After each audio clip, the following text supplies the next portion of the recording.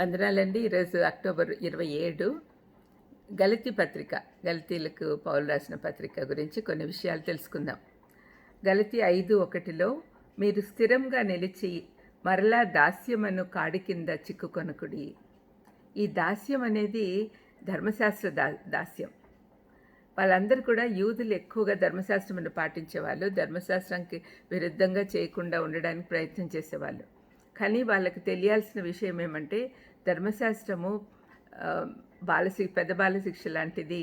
అది పరలోకానికి తీసుకెళ్ళదు. అది కేవలం తప్పేంటో ఒప్పేంటో చెప్తుంది. అది కూడా దేవుడిచ్చిన ధర్మశాస్త్రమే. కానీ అల్టిమేట్గా యేసుప్రభు రక్తం ద్వారానే, ఆయన శిలువ ద్వారానే మనము పరలోకానికి వెళ్ళగలము అనే సత్యము తెలపడానికి పౌలు ఈ పత్రిక రాశాడు. వాళ్ళు చేసేటి పనుల ద్వారా మనకు రక్షణ వస్తుంది అనే తప్పు ఆలోచన కిందికి వస్తున్నారు. దాన్ని ఆటంకం చేయడానికి, దాన్ని కరెక్ట్ కాదు అని చెప్పడానికి ఉత్తరం రాశాడు. గలతీయులు విశ్వాసం ద్వారా క్రైస్తవ అనుభవంలోకి వచ్చి నెమ్మదిగా ప్రవాహంలో కొట్టుకుపోయి విశ్వాసంతో కాక తమ క్రియల ద్వారా రక్షణ సంపాదించుకోవచ్చనే వాదంలోకి చేరారు. ఇది పౌలును చాలా కలవరపెట్టింది. ఈ పత్రికలో క్రియల ద్వారా రక్షణ అనే సువార్తను తీక్షణంగా దాడి చేస్తూ విశ్వాస సువార్తను కాపాడాడు. గలతీయులకు రాసిన పత్రికను క్రైస్తవ స్వాతంత్రం యొక్క హక్కుల పత్రము అని పిలుస్తారు.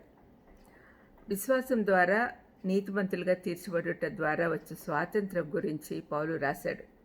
క్రీస్తులో ఉన్న ఈ స్వాతంత్రంను పోగొట్టుకున్నట్టుకు సిద్ధమవుతున్న వారికి ఈ హక్కులను గుర్తు చేస్తూ ఉన్నాడు.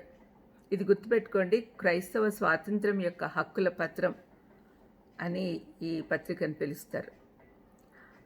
ధర్మశాస్త్రంను అనుసరిస్తున్న కొందరు యూదులు విశ్వాసులను ప్రభావితం చేసి తిరిగి ధర్మశాస్త్ర చెరలోకి వెళ్ళినట్లు ప్రోత్సహిస్తూ ఉన్నారు. క్రియల ద్వారా రక్షణ అనే సువార్త నుండి వారిని మరల్చి విశ్వాసం ద్వారా నీతిమంతులగుట యొక్క శ్రేష్టత ఈ పత్రిక ద్వారా గలతీయులకు బోధించుటకు పౌలు ప్రయత్నిస్తూ ఉన్నాడు. రక్షణ సత్క్రియల ద్వారా కాదు కానీ విశ్వాసం ద్వారా అనేది చెప్పుటే ప్రధాన అంశం.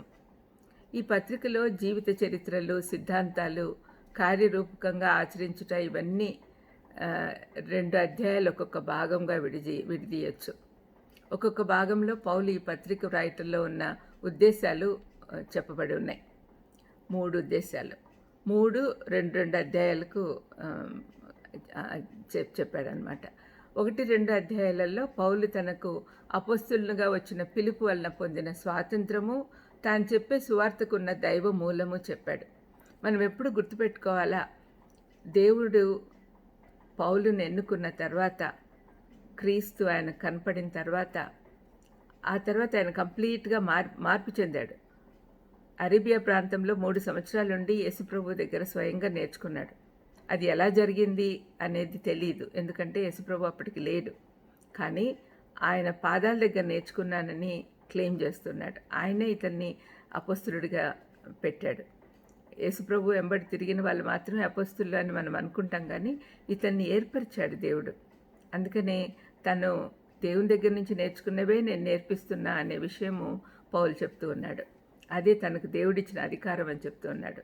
3-4లో పౌలు కొన్ని అధికారంతో కూడిన వాదనలు, ఉదాహరణలతో ధర్మశాస్త్రము సువార్త కంటే తక్కువ స్థాయిలో ఉందని రుజువు చేస్తూ ధర్మశాస్త్రం యొక్క నిజమైన ఉద్దేశం స్థిరపరిచాడు. ఇంకా చివరి 2, 5, 6 అధ్యాయాలలో తన సిద్ధాంతము కార్యరూపక అన్వయము చూపించాడు. తమకు ఇవ్వబడిన క్రైస్తవ స్వాతంత్రమును సరైన విధంగా ఉపయోగించమని గలతీయులను హెచ్చరించాడు. సువార్త పాపం చేయుటకు అనుమతి ఇవ్వదు, కానీ ధర్మశాస్త్రం ఏమి ఆదేశిస్తుందో ఆ నీతిని చేరుటకు మార్గం చూపుతుంది. యేసుప్రభువే సువార్తకు మూలం. ఆయనే స్వయంగా పౌలుకి ప్రత్యక్షపరిచాడు అని 1వ అధ్యాయం 12లో కనపడుతుంది.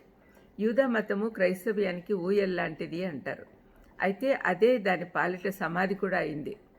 చరిత్రలో చాలాసార్లు ఇటువంటి పరిస్థితుల్లో ధర్మశాస్త్ర బందీలుగా ఉన్న క్రైస్తవులకు విడుదల కలిగించుటకు మోషే వలె పౌలును దేవుడు లేపాడు.